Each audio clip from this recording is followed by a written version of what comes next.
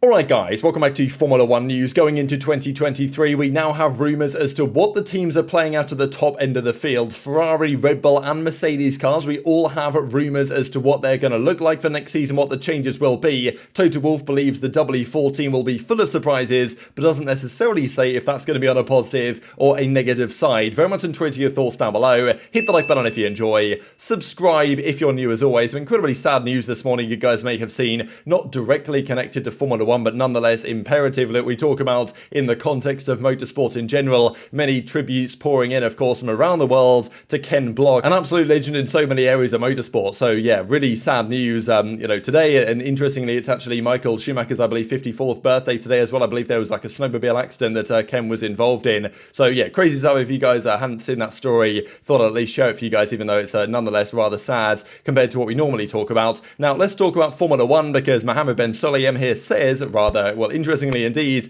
that he has asked his FIA team to look at launching an expressions of interest process for prospective new teams, baby. Here we go. It might finally be happening for the FIA Formula 1 World Championship. Now, it's rather clear that new teams want to join, and I believe we even saw some rumours that there's some Hong Kong businessman that wants to get involved. He's got buckets of cash, wants to get into F1. Andretti, of course, Mario Andretti's team, they've wanted to get in for some time. There was rumours they might buy Haas, but Haas don't want to sell, and it's really tricky to get another team on the grid. Might seem like an easy process, just pay the entry fee and all this type of stuff, but the other teams have to agree to it. They have to see that they're getting something worthwhile. Andretti will probably have to partner with a Ford or some sort of big engine supplier to make it seem worthwhile for the investment from the other team's perspective. They obviously want to join very soon and have done for quite some time, and plenty of the existing teams have pushed back against this. Toto Wolff has said in the past that, okay, how do we know if we're really getting value for this? And even he says here, because the 11th team means a 10% dilution in kind of revenues for the others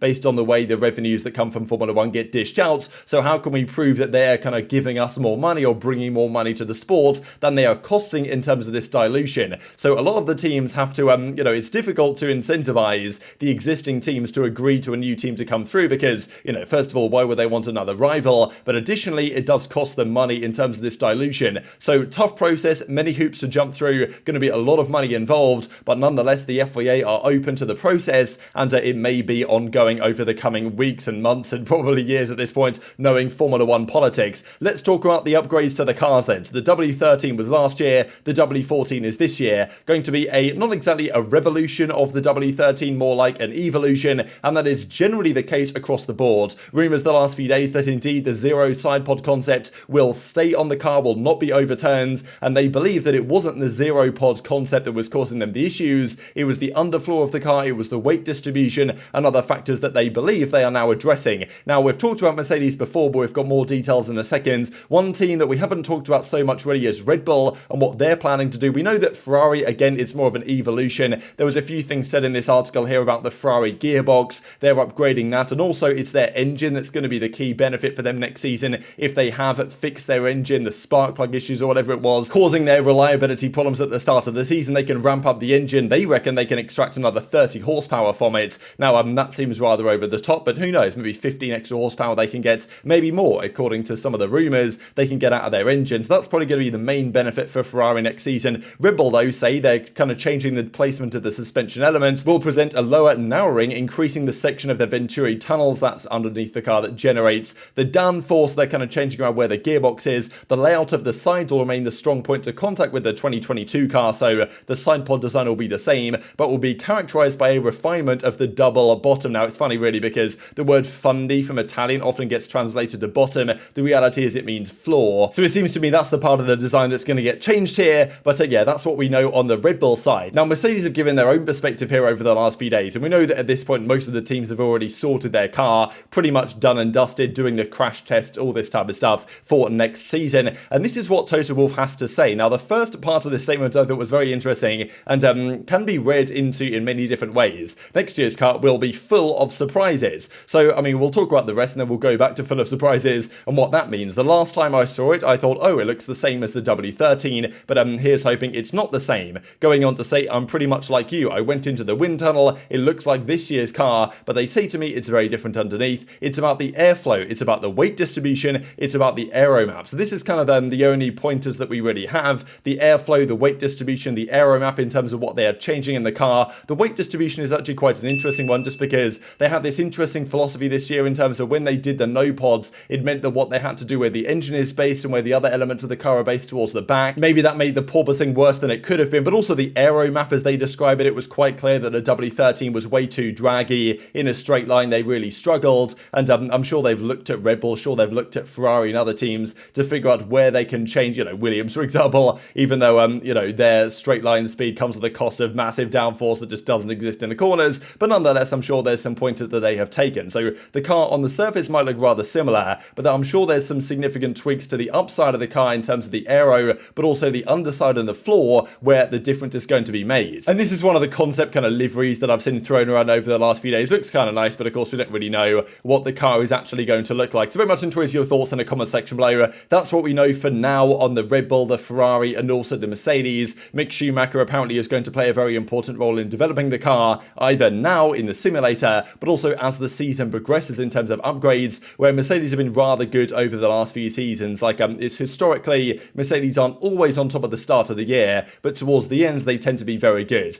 This year, 2022, or last year as it is now, they started really too far back to be, effective in the title challenge or anything, but they still managed to get a 1-2 at Brazil and win a race at the very least. Now, speaking of McLaren, who could be the fourth team, might be Alpine, it might be even Aston Martin, who knows how their development is getting on. But I think I even mentioned this for you guys a few days ago now, but I didn't really read into it the way that others are reading into it, and I think for good reason. With Andrea Stella suggesting their new team principal, of course, Andrea Seidel has gone to be CEO at Sauber to manage the Audi transition, but he says that they expect a difficult start. Now, this seemingly means, and I think understandably, that they might be changing their concept track, because if they expect a decent second half of the season, but a difficult start, that might imply they're trying to, copy others to take some advantage, and if there's anyone you want to copy, it's more than likely going to be the Red Bull. So maybe just don't be surprised if next season or this season, McLaren turn up with a brand new, whatever their car's going to be called, and it looks pretty much identical to the Red Bull, because we know that Williams, we know that, of course, Aston Martin, they took some serious inspiration even last year from the Red Bull, and maybe McLaren are going to build one from the ground up here and become the papaya Red Bull or whatever for next season to add another flavour to all the different Red Bulls we might see on the grid this year. So that's just one indication what's happening over there at McLaren. Speaking of Aston Martin, I thought this is interesting that's come out from Fernando Alonso, suggesting that he has asked them to use 4 engines this year, because obviously last year was not good for him at Alpine. Yes, the Mercedes engine reliability that Aston Martin use is much better than the Alpine, at least from what we saw this past season. And the idea of using 4 engines, because only 3 are allowed, so if you do take an additional one, you do have to take a penalty, back of the grid penalty or whatever. But of course, the way that works, you can kind of abuse it, right? Because you just take it at Spa, and if you're quicker than the guys in front, you just overtake them without too much issue, especially with the way the DRS worked this past season with the long straights and easy overtakes were had by the likes of Verstappen through the fields. And it's kind of a common knowledge, really, that whatever you allow in terms of how many engines are allowed,